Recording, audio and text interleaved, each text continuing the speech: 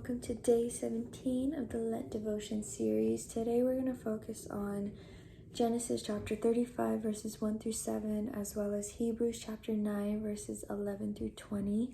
If you haven't already, I suggest reading both of those chapters, but I'm mostly going to focus on Genesis chapter 35 today.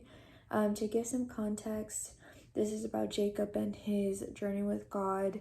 In the previous chapters, we can see that there's a lot of chaos going on in Jacob's life, and that he hasn't exactly been the most attentive to what God was instructing him to do. In chapter 35, Jacob finally goes back to Bethel, which is where God told him to go so that he could build an altar there for him. In verse 2, it says, "Put away the foreign gods that are among you, purify yourselves and change your garments." I feel like this is a key verse that we can take away, especially during the season of Lent, because we are asked to renew ourselves and to cleanse ourselves spiritually and physically so that we can come before God in the best frame of mind and as our true selves.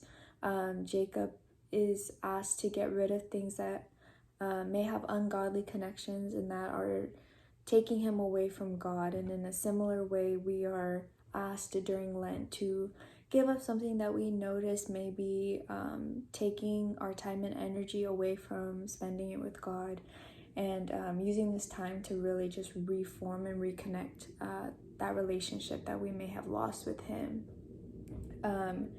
Despite everything that Jacob had done, even though he sinned multiple times, God still protected him and kept his promise to him.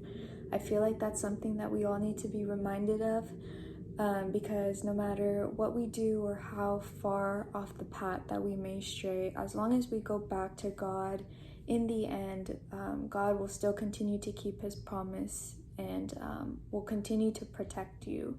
So during this season, I ask that you guys take this time to really reflect and see what is holding you back from getting that promise from God.